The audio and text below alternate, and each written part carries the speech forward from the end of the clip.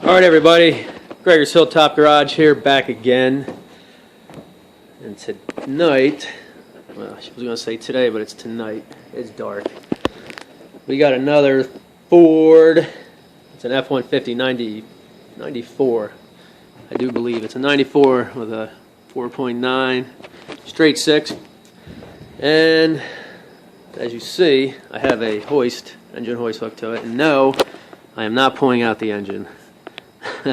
That's not why it's hooked up. The reason it's hooked up is, believe it or not, actually it's more of a common problem I think on these Fords. It's the second one I've seen on these older Fords. As we know, they like to rust up. But anyway, the oil pan is rusted out and no longer is holding the oil as it should. But anyway, got a new one on the way, 40 bucks. New oil pan, new gasket, and it wasn't as bad as I thought it was going to be bringing it out. But the hoist, I was able to, what you do is get a light here and I can show you. What you want to do is first you get the, let's see if I can get down in here. Let's see the, you got to take out each side of them, each motor mount on each side. So there's one driver's side, and then maybe we can see this one better on this side. It's kind of harder down in there. So,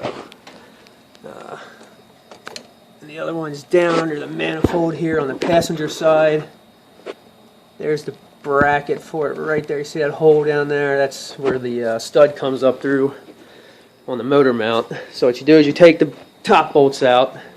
Let me show you a motor mount here. So this is the motor mount itself, and you take, there's a top nut and a bottom nut.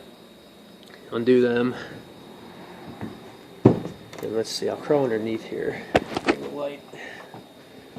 Bring the light and get underneath here. Okay. Ugh. One bad thing about not having a lift. But anyway, it's pretty simple to do. All you gotta do, for anyone that's ever wondering if they gotta do one of these, you just, here, let me put the other light on here. Okay, here we go. You know, you just take out all the oil pan bolts. They're not hard to get to. It's straightforward and simple. But what you gotta do is then, once you get all the bolts out, you see this. I know it's kind of hard to see, it's dark, but I'm going to get a better view here, don't worry. All this, you got your front differential, and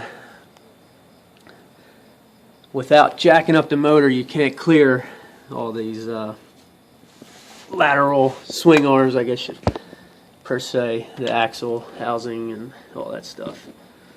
So, let's get back here. But anyway, once you're back here, don't tell me. My nice new light already give out on me? No, I just hit the button. Okay, let's get some more light in here. Okay, so this is the back. That's the transmission. And this here, this is that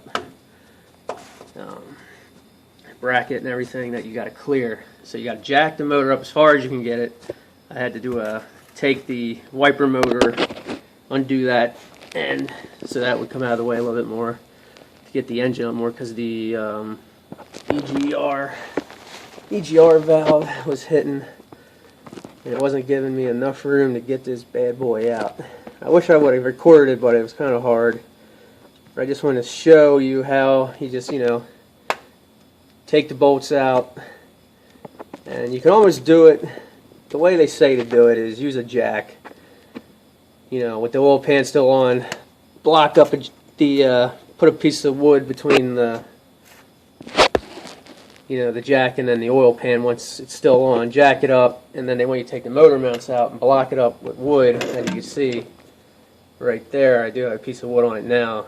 You know, the weight of the engine is sitting on them, because we're still waiting on the oil pan. I didn't want all the way of the engine just on the engine hoist in case it was to leak down or something. But so that's how they say to do it, but that didn't work out too good. Every time I let the jack down, we'd lose about maybe quarter inch, 3/4 inch room, and it wasn't allowing us to clear, you know, the bracket here, and then it was hitting on the bell housing of the transmission. So got the hoist hooked up to it, and was able to pull it up enough and slide it right on out. So that's how you go ahead and, you know, go about doing that. It's not very hard, you know, if you're ever wanting to tackle one of these, you know, especially if you have an engine hoist. You know, if you have a buddy that has one, or a neighbor or something, you know, that makes it a lot easier to do. So yeah, once we get the new one, and maybe I can record putting it back in and showing you, you know, the process of putting it in. That way it's then, you know, it's just reverse, you know, removal, would be reverse.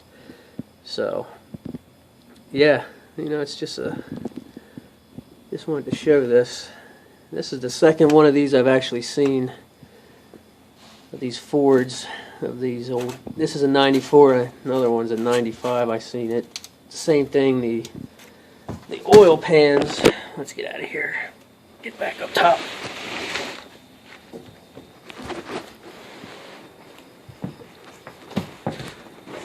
Yeah, like I was saying, these old Fords, and this is the only ones I've ever seen actually.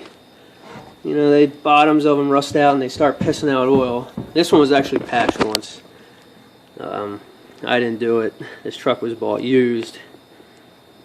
And the person before, this is actually my brother's truck, the person before him must have, they RTV'd the hell out of it. And I don't know how long that held for, but it started leaking on him, so we decided just to buy a new one for the price. $40. And then a new gasket. Gasket actually costs almost as much as the new oil pan, believe it or not. So yeah, once we get the new one, you know, I'll try to record putting it back in. That way, you know, maybe will make more sense if, you know, you don't understand. It's like I said, you just undo them motor mounts, jack up on the engine, take out the motor mounts on each side, and then yeah, you know, once it's all unbolted, the oil pan, you just slide it back, clear the bell housing down there, and you got to do a wee bit of prying still, not much, just enough to clear that bell housing, and it slides right out. So yeah, there's another one, another Ford. These old Fords, man, they rust out. This one's actually in not too bad a shape for the year. I mean, it's actually still pretty solid underneath. The frame's not real rusted, or, you know, I've seen a lot of these old Fords, man. You know, the radiator mounts, they all rot out. This, you know, these whole front, like the whole front clip up here, I mean, them mounts rot out, and the motor, you know, cab mounts rot out. So this one's not bad actually. The bed's got a little rust on it. That's about it, but other than that, this thing's a pretty clean truck. So yeah, we'll see. Once we do this, who knows what'll happen next. So yeah, that's it. So any questions, comments, you can leave them at the bottom. And like I said, I'm gonna try to record putting this thing back in. So see how that goes.